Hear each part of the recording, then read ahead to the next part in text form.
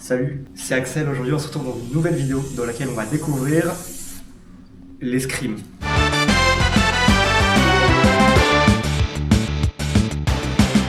Donc on va finir de se changer, là on voit que je commence à avoir un petit peu mon flow. On va finir de se changer et on va vous présenter un petit peu du coup la personne qui va nous coacher aujourd'hui, donc qui va nous accompagner dans le cours. J'ai du flow ou pas quand même? Franchement ouais. Ah, voilà, j'aime bien, ça j'aime bien. C'est ton adversaire.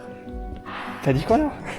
On est prêt, on est équipé. On va s'échauffer tranquille. Voilà. Un petit échauffement des jambes. On nous a dit un petit exercice et puis on rentre dans le champ de bataille après. C'est ça. Bon allez, on va s'échauffer tranquille. Toutes les fois où je vais lâcher des phrases, tu verras que sur la piste, ça peut, des fois ça sort malgré toi, tu sais, parce que tu mets de l'engouement, il y a de la passion, il y a de l'énergie, et puis là t'as un petit mince crotte, zut. Non, ce qu'il faut savoir en plus, c'est que dans une salle d'armes, normalement t'as une charte, des règles à respecter, et s'exprimer correctement, ça en fait partie. Du coup on est avec Hugo Desbiens. Et donc tu pratiques l'escrime depuis combien de temps? Oula, depuis très très longtemps. J'ai commencé quand j'étais petit, aux alentours de, je dirais, 7-8 ans de mémoire. J'ai continué jusqu'à 12-13 ans. Le maître d'armes déménage, j'arrête un peu l'escrime, et puis j'y suis revenu il y a une vingtaine d'années à peu près. Et t'as quel niveau en escrime? Voilà, compliqué à définir ça. Moi, c'est un petit peu particulier, si tu veux. J'ai fait de la compétition, tout ça, quand j'étais jeune. Ouais. Par contre, après, quand j'ai arrêté, je suis parti sur d'autres sports. Ça s'est un petit peu fait aux dépens de l'escrime, même si j'ai fait beaucoup de choses que j'estime complémentaires, comme les arts martiaux. Tu retrouves beaucoup de notions. Il y a beaucoup de liens, de parallèles à faire, c'est super intéressant. Après, quand j'y suis retourné, il y a une vingtaine d'années, à la base, c'était juste pour trouver un petit, un petit passe-temps après la journée de travail. Donc j'ai pas relancé de compétition ou quoi. Et en fait, dans un club, on m'a proposé de fil en aiguille de passer les diplômes parce qu'ils avaient besoin d'un maître. Et moi, je me sentais capable de relever ce défi. On appelle maître d'armes du coup? Ouais, maître d'armes. On est quand même maître d'armes. Ok. Ouais. Ah, c'est sympa comme titre. Ouais, c'est pas mal. Maître d'armes d'escrime. Ouais. Alors après, le titre, il peut varier selon le niveau du diplôme. Et de mémoire, l'ancienne appellation était prévôt. Après, tu as maître d'armes qui correspond à un diplôme d'état. Et après, tu as aussi un DE JEPS, si je dis pas de bêtises. C'est le maître d'armes d'escrime. C'est vraiment le maître d'armes qui est capable de tout faire, de former ceux que tu vas voir aux Jeux Olympiques. Moi, j'ai pas pris cette voie-là parce que j'ai eu la chance dans ce club. En fait, c'est un club qui enseignait les 3 types d'escrime. Tu as l'escrime sportive, ce que je vais vous faire découvrir aujourd'hui. Tu as également l'escrime ancienne, Moyen-Âge. Tu imagines nos chevaliers en armure avec épée à 2 mains ou épée bâtard. Des bocles, et derrière tu as le dernier type, celui qui me plaisait le plus, qu'on appelle l'escrime de duel. Là tu as des armes de type mousquetaire, d'Artagnan, les 3 mousquetaires, et tu es sur du duel avec beaucoup plus de liberté qu'en escrime sportive. Cool, j'ai hâte de tester. Bon, beaucoup, on y va, mais je t'en prie. Allez, let's go alors. Nickel. Bon, on a fait quelques bases de mouvement, et là on se retrouve avec une prise dans la main, donc on devient électricien. Non, du coup ça sert à brancher sur l'épée, c'est ça? Ouais, c'est ça. Et après, on peut commencer à faire des touches. Ouais. Et dès que tu vas toucher, ça va biper. Ok. Gros, ça du coup, c'est les armes qu'on va avoir. Si je te dis pas de la merde, en fait c'est là que tu branches. Ok, tu branches là-dedans. Ok. T'as du flow, là. Franchement, j'ai... Là, t'as pas envie de te battre avec moi là. En garde, messieurs. Est-ce que vous êtes prêts? Évidemment, oui. Allez.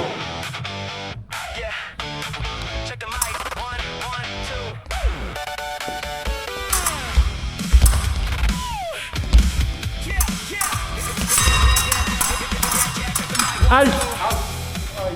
Nathanaël attaque, touche, 1 point, bravo. Saluez-vous. Salut. Oui. Saluez votre arbitre.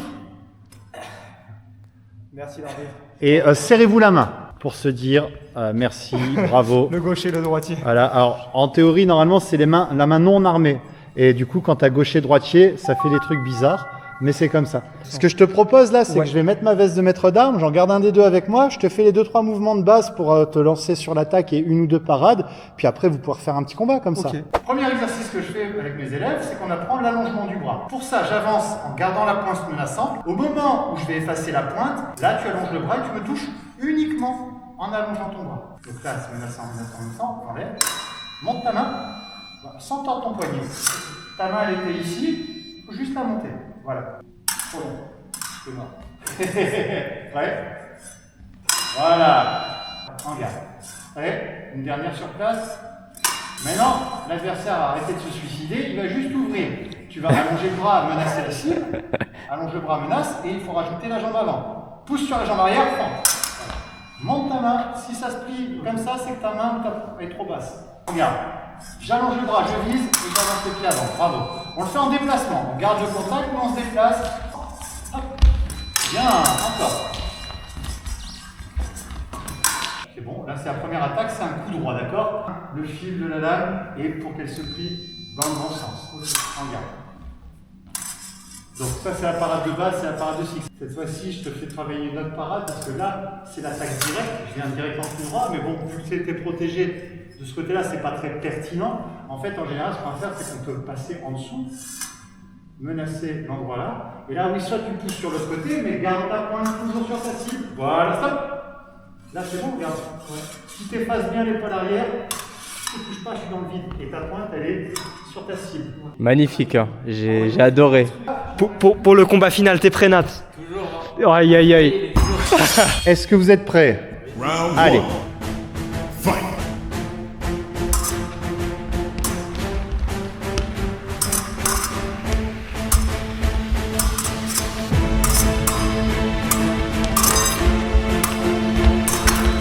Halte. Est-ce que vous êtes prêts? Allez.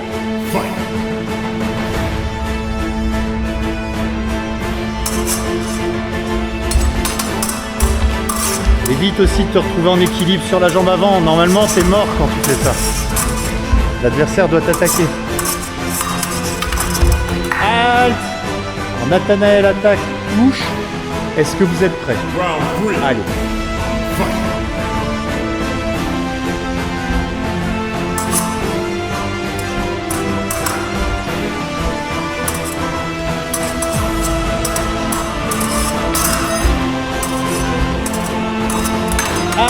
Ah bah voilà. Est-ce que vous êtes prêts?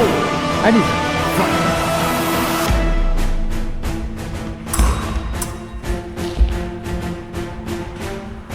Halte. Nathanaël attaque, touche, point. Halte. Donc ouais, là il y a beaucoup moins d'hésitation, tu vois. En garde. Prêt. Allez.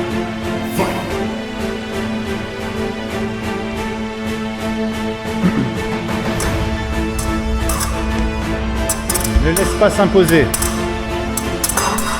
Embête-le, attaque-le, attaque-le. Là tu le laisses trop, c'est lui qui mène. Voilà. Vous faites croire que t'attaques. Voilà, halte. Parfait. Attaque de Nathanaël. Parade riposte de Axel, pardon. J'allais dire Alex. Et bah tu touches. Donc tu marques le point.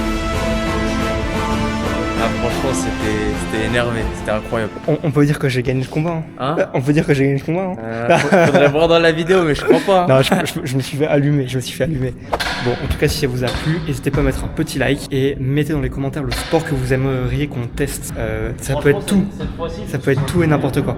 Donc merci à vous pour la vidéo et on se dit à plus. Allez.